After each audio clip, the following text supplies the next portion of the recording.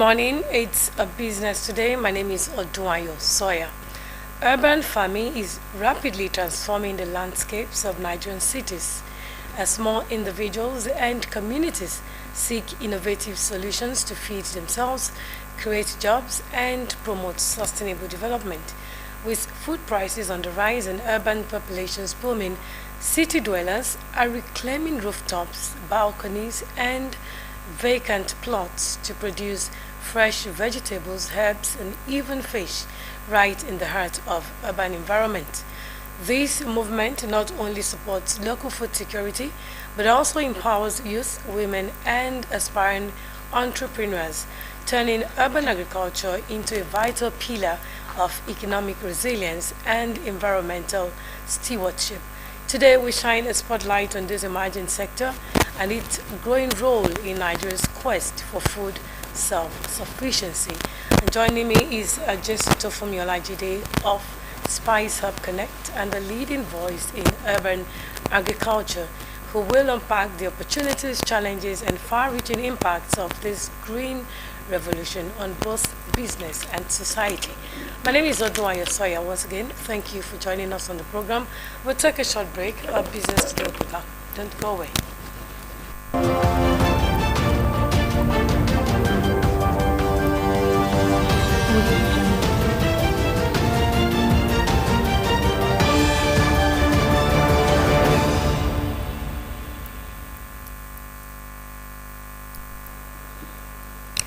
A look at last week's market performance. The Federal Ministry of Finance last week unveiled the Federal Treasury Receipt FTR, a digital initiative designed to stand as a single standardized and digitally verifiable platform with proof of all payments made into government accounts.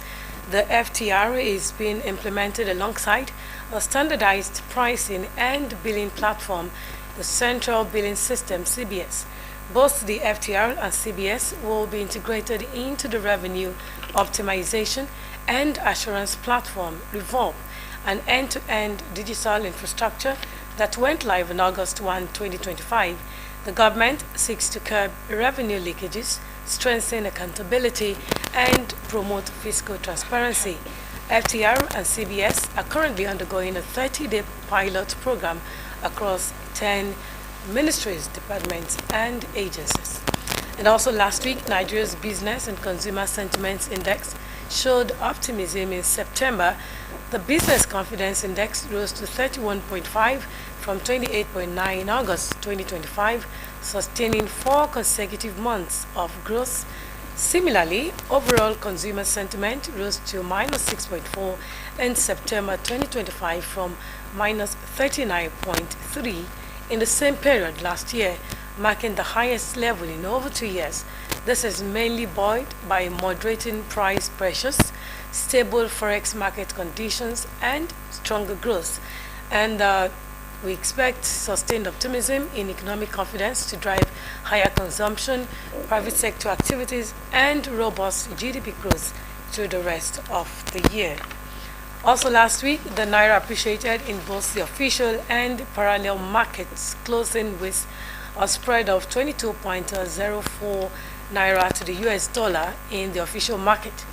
The Naira strengthened by 119 basis points from 1,475 Naira 35 kobo to the US dollar the previous week to settle at 1,457 Naira 96 kobo to the US dollar, with a 68 basis points week-on-week appreciation in the parallel market. The Naira closed at 1,480 Naira to the US dollar on Friday from 1,490 Naira to the US dollar the previous week. And this week it is expected that the market will maintain a similar trend next week as unmet subscription demand in the FBN bond split to the secondary market, and equity investors sustain their optimism as Q3 earnings and dividend expectations support cherry picking in selected stocks. All right, that's it from last week in review. Joining me this morning is Jesuto Olajide. She is the CEO of Spice Hub Connect in Akure, and this morning we'll be taking a look at urban agriculture in boosting government food security efforts. Thank you so much, Jessica, for me for joining us on business today. Thank you for having me. Good morning. Good to have you here. Thank you. You're welcome on the program once again. Thank you. Now, let's begin by, for those who do not understand what urban agriculture is all about, I want you to just give us just a briefing, let me put it that way, on what urban farming is all about in the Nigerian context and what forms are most prevalent in the country. Okay. Good morning once again. Urban agriculture or urban farming, it's when you cultivate, you produce your food in cities. It's majorly when people in the cities are able to produce the food they consume by themselves. And in Nigeria, we have one or two people that have been involved in urban farming. For example, it's not really a big thing. If you are rearing poultry in your house, if you have livestock, you are into urban farming. If you are doing fishery in your house, you are into urban farming. If you are into planting of your tomatoes, your pepper, that's what urban farming is. It's basically when you are able to produce what you are consuming by yourself in your immediate environment. Yes, with tools that you have in your immediate environment. So it is all about what you are consuming and not what you're selling off. You can actually sell them. Okay. But I would advise you start on a smaller scale for you to master the skill. Then you can now produce for people around you. But basically, it's what you're able to produce by yourself.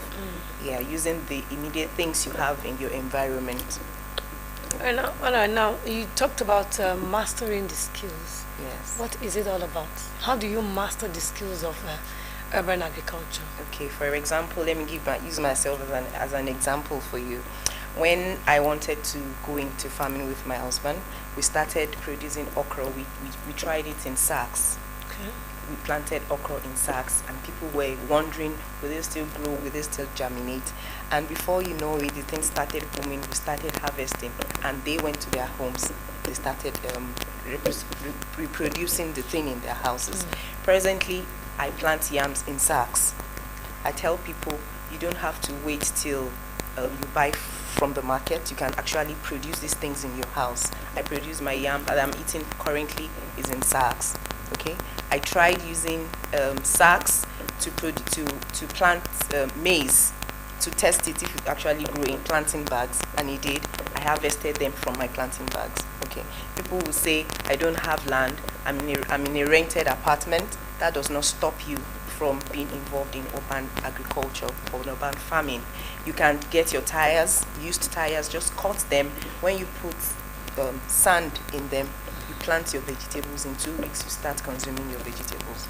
You know this is fresh directly from my farm. So anybody can actually, with time, consistency, you get the skill, how to water them, how to the nutrients they need, and all you'll be able to be well involved in urban farming. And also, is urban farming expanding in Nigeria? Oh yes, it is. Yeah. Yes. How well? The awareness is becoming more rampant because people are now conscious of what they are consuming.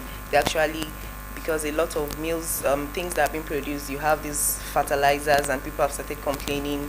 If I eat this vegetable, if I buy this one, I start having running stomach. So the consciousness of people now wanting to plant what they consume, it's becoming on a higher side. So, and that's why we are planning a summit for us, in which if you come, you have opportunities to meet stakeholders that have worked in urban farming. They have been successful in urban farming. When you come for the summit, you get more information. And also, so what economic opportunities does urban farming present for young entrepreneurs and job seekers in Nigeria? Oh, it makes them, including women. Yes, for women, it makes you self-employed. It makes you know what you're putting on your table. You can if you grow your pepper, even if it's just your broken pots, you have pots that you're not using. You have plastic pails that are no longer useful. If you put your sand in it and you put your pepper in it, you start harvesting, and before you know it, you start producing. So it's number one, it helps us to have food security. We don't have to depend on people or exporting food from long distances for us. Within our urban setting, you have enough food for us to eat and consume. Then it gives more employment for people. You too can actually become employers of labor. when you start your urban farming in your place, and it's not stressful to manage like when you do the conventional thing of oats, of ground and everything. The weed is being controlled in where you plant. For if you plant in pots, the weed that grows there you can just easily pick first thing in the morning before going out. It's easy to control the environment of your plants that you're growing. So it creates job employment. The economy of the immediate community, it booms because people are working. Food is less expensive. You don't have to pay high cost of food before you can actually eat. The immediate things that are needed are with you, so it helps. Thank Now, so let's talk about the challenges you. Yeah. of urban agriculture in Nigeria. Okay, one is land. There are limited lands in your urban setting. Most places have high-rise buildings. We have buildings around, so people think that I don't have access to land, I can't plant when I don't have access to land. But I thought we don't really need land for So urban that's why agriculture. I'm just trying to say that some people say that land is a problem, but you don't need land. You can plant in your balconies, you can plant in pots, you can plant anywhere. So that's one of the challenges I see. Okay. Then people are not really, they don't know the technical, they don't have the technical knowledge. They are not really skilled on what to do. I have people out there that they are actually interested in urban farming, but they don't know how to go about it. They are stuck. So that's one of the challenges I see. Then another thing that affects us is lack of finance. For you to be able to do that, it costs a little if you are going on a large scale, because you have to think of irrigation, you have to think of water, you have to think of how to handle your waste. For example, if you are into poultry, you have to think of the environmental pollution of the smell and everything. But when you are tutored, when you go through the right training, it's easy. The challenges can easily be overcome.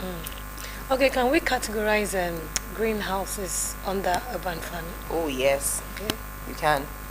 Greenhousing is part of urban farming. That's where hydroponics come in, your aeroponics, and whereby you can use what I mean by hydroponics is just when you use water Okay. in planting, water and moisture. Aeroponics, that one makes use of more of air in planting. And there's another one whereby you combine both your water.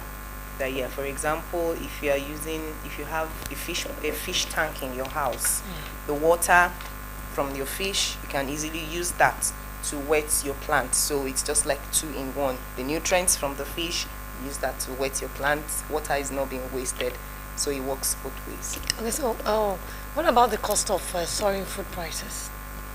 Urban housing helps to reduce the surging Okay. because you are planting and you don't depend more. The cost of transportation is reduced. For example, if I plant tomatoes, I have in excess, I take to the market and sell. It reduces it.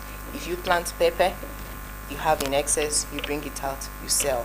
If this person plants onion, if you plant beans, we have this belief that beans cannot grow here. But no, beans is growing does here. grow well Onion is growing very well here. And so when people plant, a group of community comes together and you plant, it reduces the surging price of food, and you don't have to depend on other people from outside your maybe your states, from the north, from the east. But within your immediate environment, you are able to produce what to sell, and food prices comes down. But just so for me, you would agree that food prices are actually not coming down, despite the growing trend of urban agriculture in our society? Well, to a level, it's not, but gradual. Urban farming is just coming. It's a thing that's just coming up. People are just trying to embrace the idea that, oh yeah, I can actually do this thing. Farming, we've come with this mentality that farming is all about tilling of the soil. ground and everything, that it's hard. But gradually, people have started embracing it, and they are keen into urban farming. Okay, now for you as an urban farmer, Yes. let me let me address you uh, like that. What policy changes or government support uh, do you or do you envisage or do you want from government, and how important are partnerships with government and organizations in ensuring that urban agriculture booms in southwest and in Nigeria as a whole, while also taking care of the nutritious aspect of consuming of food consumption? Okay, let me answer you from this angle. Presently, we'll be having a summit in on Thursday. This is Southwest Agricultural Summit, in which investors are coming in. We have policymakers, we have people that have done urban farming. So what we actually expect more from the government is if they give us policies, they give us room or awareness, they give us funding that helps people that have actually thrived in urban farming to be able to teach people and able to show them that it can be done. Then tools should be given to people that will encourage them. It will help to improve the economy of the state. It will help to lessen the tension on the insurgents on food prices. So more awareness should be given. Government should give policies that are favorable to farmers, to people, that once they can act for it, if they have good access to grants, if they have loans at interest that at a very reduced interest rate, they will be able to venture more into urban farming, and it will help with the economy of the country. If I guess right, you're a member of the Ondo State Agricultural Commodities Association. Yes, I am. And also, in what way is this association bringing in the youth? Yes, we do trainings Okay. for people, for youths. We encourage youths. I'm a youth, you are a youth. So it's not basically old women and women that should be involved in agriculture. For me, I never thought I would find myself planting, because I didn't really grow up. I grew up in more of a city person. But when the need came, I found out that it's something that can be done. It's something that can be done. That's so. At Ondo State Commodity Group, we give sensitizations. We come together as a community to plant things, to show how things are being done.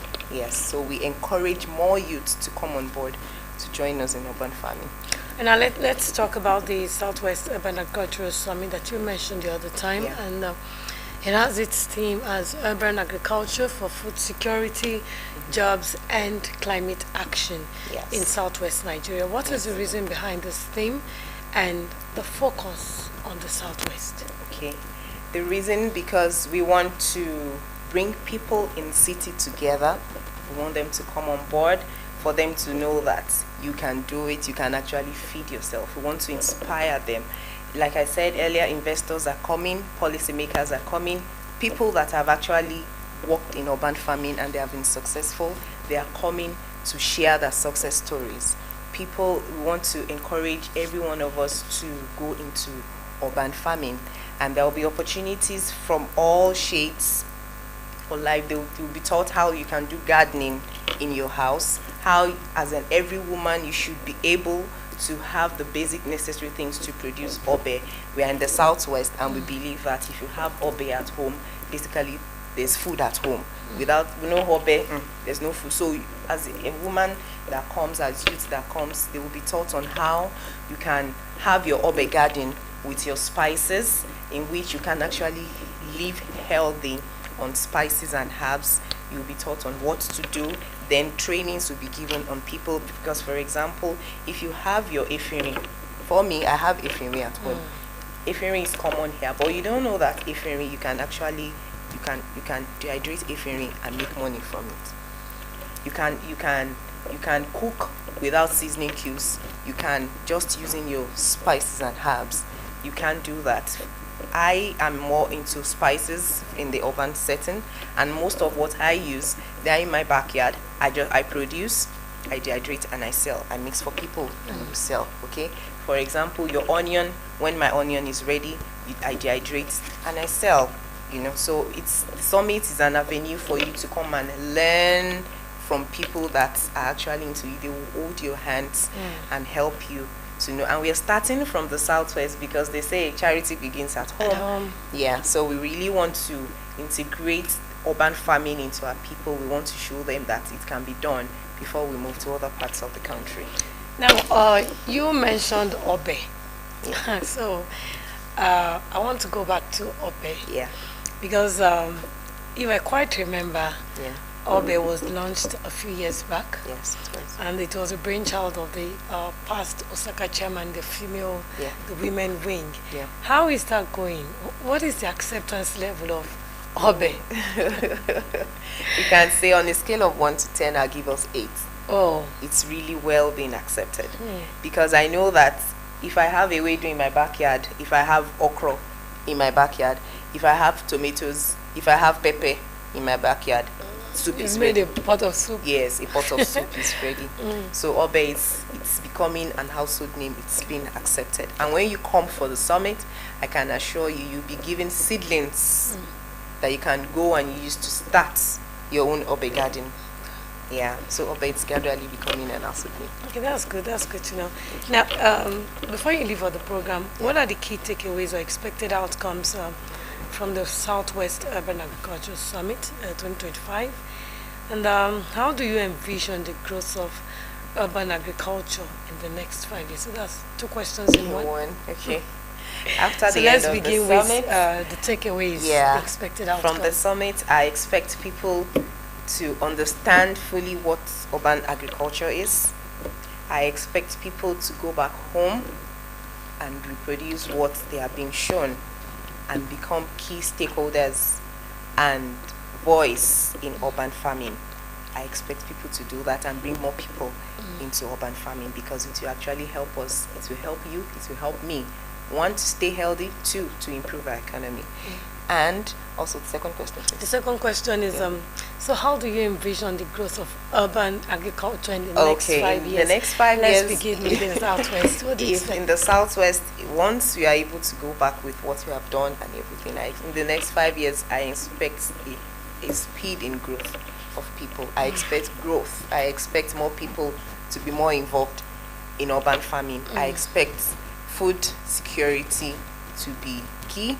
I expect us to have more producers, more urban farmers producing food. You don't have to start with everything. You can just take an aspect. Okay, it's onions I'm facing, it's pepper I'm facing. Each individual should just focus on producing, and before you know it, you have good food. So that I expect urban farming to be on the increase. And also for the youths who are job hunting, for women who want to get engaged in one